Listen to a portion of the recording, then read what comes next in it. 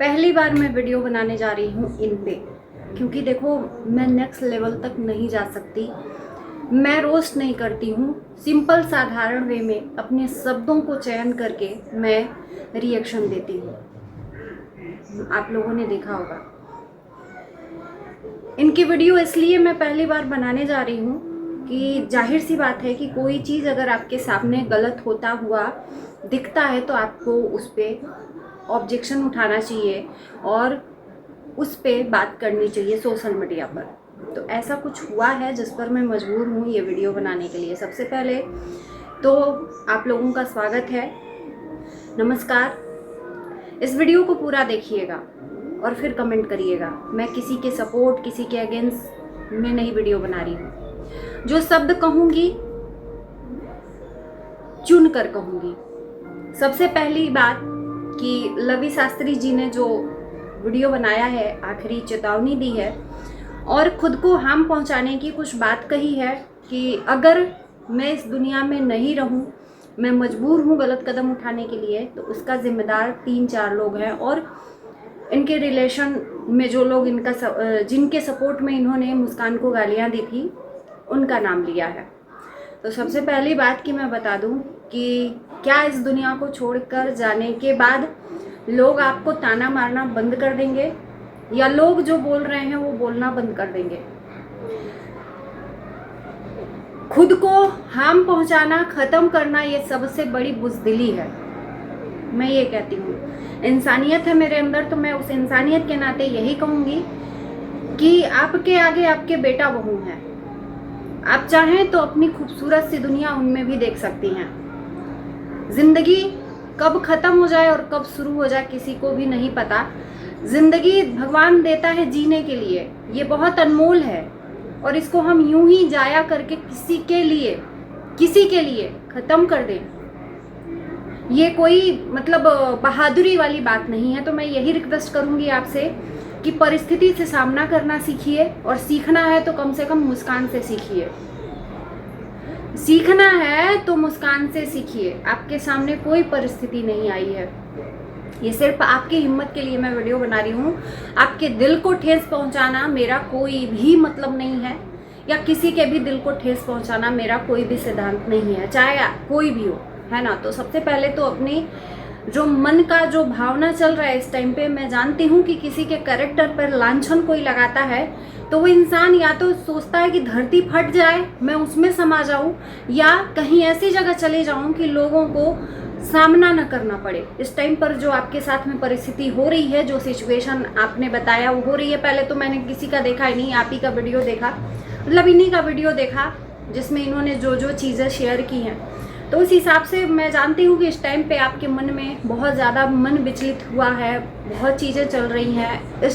इस उम्र में, जिस उम्र में बेटा बहू है, उस उम्र में अगर कैरेक्टर पे कोई लाकर लांछन लगाए तो इंसान का जीने का एक होप है जो ख़त्म हो जाता है।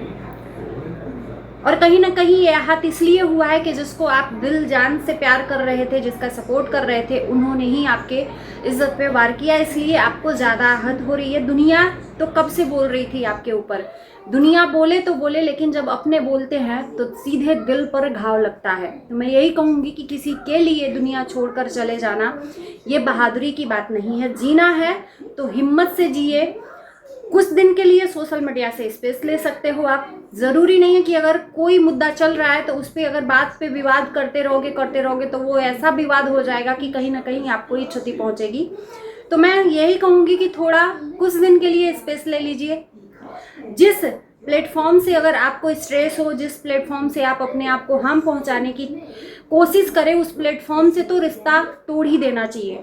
मैं ये नहीं कहती कि हमेशा के लिए तोड़िए, लेकिन कुछ दिन के लिए स्पेस बना लीजिए, है ना। बस यही कहूँगी।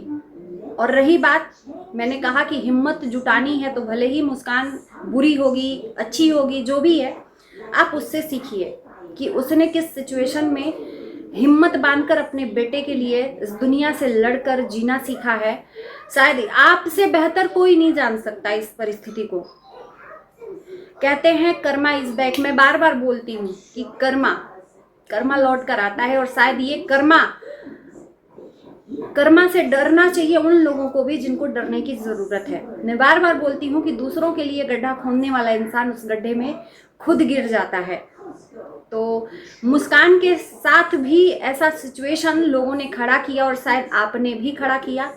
उसके ससुर के साथ आपने रिश्ता जोड़ा और भी मर्दों के साथ आपने रिश्ता जोड़ा। कोई कसर, आप खुद इस बात को मान रहे हो कि किसी के लिए आपने गालियां दी, किसी के लिए आपने भरपूर वो काम किया जो नहीं करना चाहिए, जो अनुचित है। इस बात का शायद आज रियलाइज होता होगा, अपनी गलती का एहसास होता होगा कि मुझे नहीं करना चाहिए था।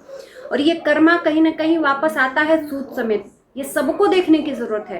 तो मुस्कान के साथ आपने बहुत गाली गलौज किया, फिर भी मुस्कान आपका भले ही मुंह तोड़ जवाब दी हो, लेकिन जीना सीखी इस दुनिया को लड़कर, क्योंकि उसके सामने एक बच्चा है। वो बच्चा कहाँ जाता? तो जीना है तो उस मुस्कान से सीखिए जिसको आपने भी उस कगार पर लाकर छोड़ा, जिस कगार पर आज आप हो। देखिए, मैं दिल पे ठेस नहीं पहुंचाना चाहती, पर आपको याद करने की ज़रूरत है कि आज जिस सिचुएशन में आप हो, उसी सिचुएशन में आपने कहीं मुस्कान को लाकर छोड़ा था। वो हिम्मत ही निकली कि उसने बुज़दिली नहीं दिखाई, हिम्मत दिखाया अपने बच्चे के लिए। और आपके साथ साथ पूरी दुनिया ने उसको लांछन लगाया, उसके ससुर के साथ क्या क्या रिश्ता नाजायज नहीं जोड़ा। और आज जब अपनी इज्जत की बात आई है तो आपको शायद ये रियलाइज होगा कि आपने भी किसी की इज्जत पे वार किया था। और कौन दूध का धुला है, कौन सती सावित्री है जो अपने आप को दिखाते हैं कि हम दूध के धुले हैं, सब लोग चरित्रहीन है, चरित्र गिराकर बेचकर बदतर लड़कों के साथ जाकर। दुनिया सबको जानती है कौन चरित्रवान है, कौन चरित्रहीन है। तो ये जो सिचुएशन आपने अपने सामने खड़ा किया है, कहीं ना कहीं आप ही के कर्मों की सजा है। आपने जो किया है, जो बोया है, वही काटने को मिला है। ये सोचने वाली बात, किसी को ना कर्मा थोड़ी देर में मिलता है और किसी को ऑन द स्पॉट मिलता है। तो आपके साथ ऑन द स्पॉट हो गया। 5-6 महीने के अंदर ही आपको आपका कर्मा और जो सजा है वो मिल गया। आपने जो मुस्कान के साथ किया था, आप खुद इस चीज़ को एक्सेप्ट करते हो कि वो तक किया, अपने बेटे तक को बदनाम कर दिया मुस्कान के साथ, क्योंकि किसी के चरित्र को क्षति न पहुंचे।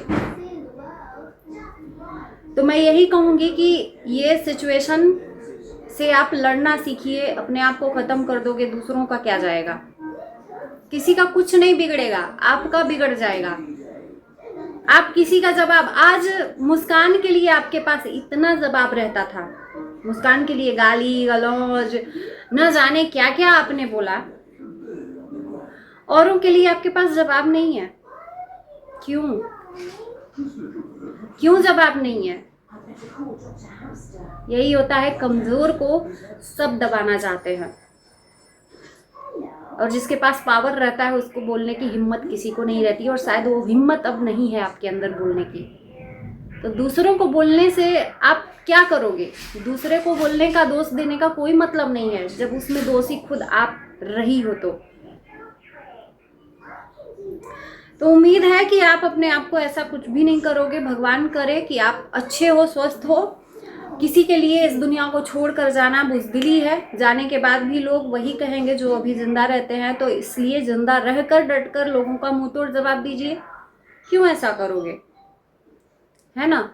साथ ही साथ अक्षय का भी जवाब आ गया। मुस्कान के चैनल का जो मैनेजर संभालता था, उस मैनेजर को क्यों धमकियां दी गई, मैनेजर को क्यों मुस्कान के चैनल को छोड़ने के लिए बोला गया। अपने बच्चे तक मुस्कान ने रिकॉर्डिंग डाला ससुर से, और ससुर के बेटे से बात हुई।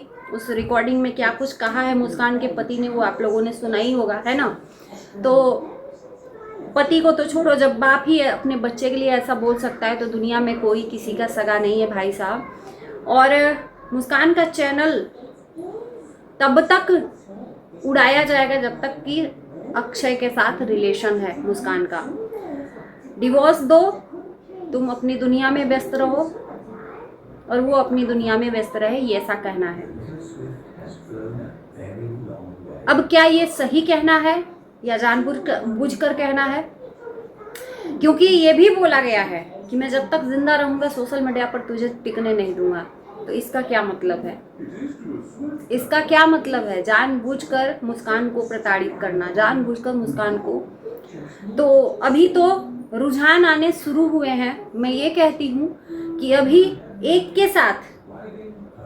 के साथ हुआ है न्याय। मुस्कान के साथ जो जो गलत किया है सबके साथ वही परिस्थिति आएगी, आज नहीं तो कल। लिख के रख लीजिए। और इसी के साथ इस वीडियो को करते हैं यहीं पर एंड। Bye bye.